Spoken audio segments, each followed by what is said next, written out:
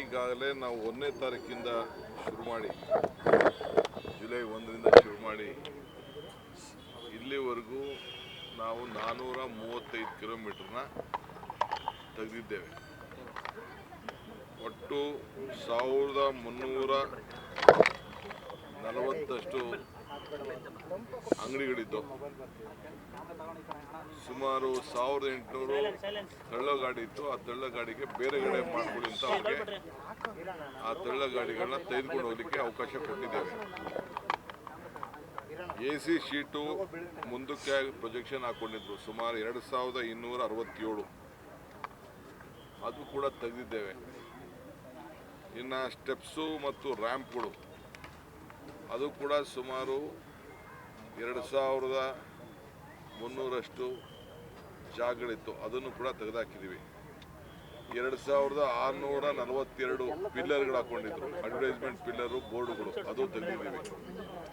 ಸುಮಾರು 247 ಪರ್ಮನೆಂಟ್ ಶೆಡ್ಗಳಿತ್ತು, ಅದು ತೆಗೆದಿದ್ದೀವಿ.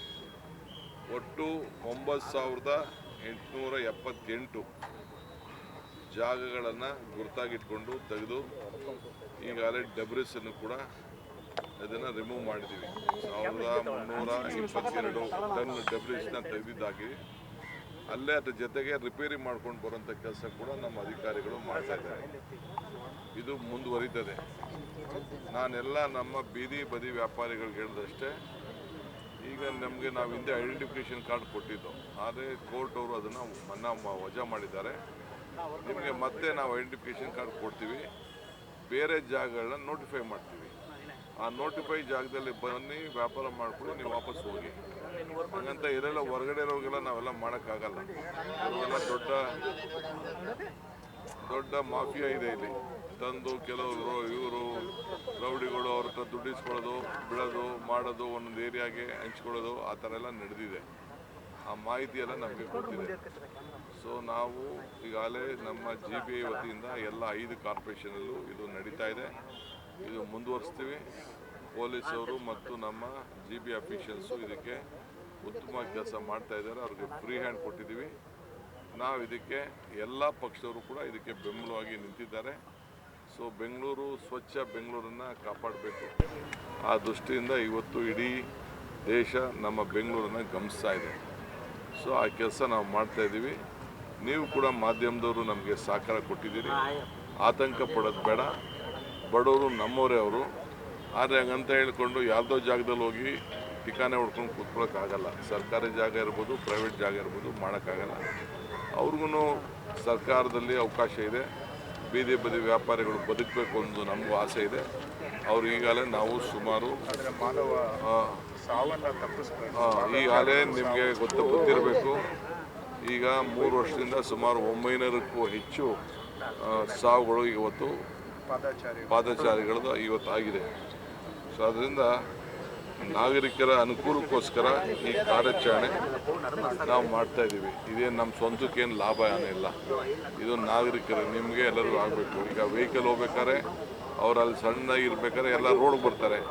ಆ ರೋಡಲ್ಲಿ ಬಂದ ತಕ್ಷಣ ವೆಹಿಕಲ್ಗಳು ಮೂವ್ಮೆಂಟ್ ಆಗ್ತಾಯಿಲ್ಲ. ಇವೆಲ್ಲ ದೊಡ್ಡ ಸಮಸ್ಯೆ ಇದೆ.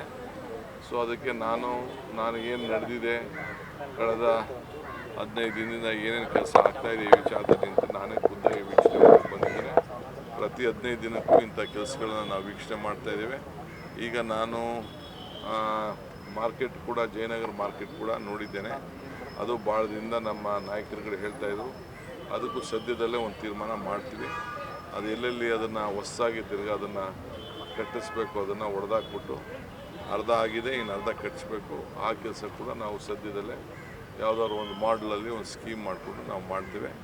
ನಮ್ಮ ಆಸ್ತಿಗಳನ್ನು ರಕ್ಷಣೆ, ಬೆಂಗಳೂರು ನಾಗರಿಕರಿಗೆ ಗೌರವ ಕೊಡುವಂಥ ಕೆಲಸವನ್ನು ನಾವು ಮಾಡ್ತೇವೆ. ಸರ್, ಬೀದಿ ಬದಿ ವ್ಯಾಪಾರಸ್ಥರು ಎಲ್ಲರೂ ಬಡವರೇ ಸರ್.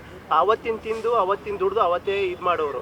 ಅಂತಹ ಏನು ಬೀದಿ ಬದಿ ವ್ಯಾಪಾರಸ್ಥರು ತೆರವು ಕಾರ್ಯ ಆಗಿದೆ ಸರ್. ಅವರಿಗೆ ಪರ್ಯಾಯ ವ್ಯವಸ್ಥೆ ಅಂದರೆ ರಸ್ತೆ ಪಕ್ಕದಲ್ಲಿ ಮಾಡ್ತೀನಿ ಅಂತ ಹೇಳಿದ್ದಾರೆ, ಬಟ್ ಅದು ಮಾಡಿಲ್ಲ ಅಂತ ಆರೋಪ ಇರೋದು. ಭಾಳ ಸಂತೋಷ.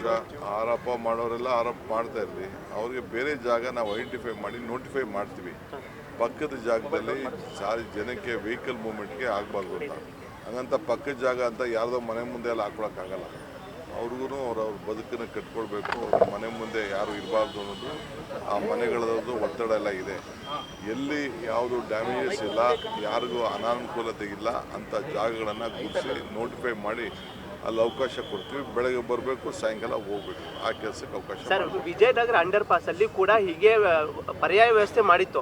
ಬಟ್ ಅಂಡರ್ ಪಾಸ್ ಅಲ್ಲಿ ಯಾವುದೇ ಕೂಡ ಬೀದಿ ಬದಿ ವ್ಯಾಪಾರಸ್ಥರು ಒಳಗಡೆ ಹೋಗಿ ವ್ಯಾಪಾರ ಮಾಡ್ತಿಲ್ಲ. ಎಲ್ಲರೂ ಕೂಡ ಮತ್ತೆ ಮೇನ್ ರಸ್ತೆಗೆ ಬರ್ತಾ ಇದ್ದಾರೆ. ಇದರಿಂದ ಪ್ರಾಬ್ಲಮ್ ಆಗ್ತಿದೆ. ಇದನ್ನ ವ್ಯಾಪಾರಸ್ಥರು ಅರ್ಥ ಮಾಡ್ಕೋಬೇಕು. ವಿಜಯನಗರ ಒಂದೇ ಅಲ್ಲ, ಆ ರೀತಿ ಬೇರೆ ಬೇರೆ ಕಡೆಗಳಲ್ಲೂ ಆಗಿದೆ. ಅವ್ರಿಗೆ ಯಾವ ರೀತಿ ಜಾಗೃತಿ ಮೂಡಿಸ್ತೀರಿ ಅಂತ?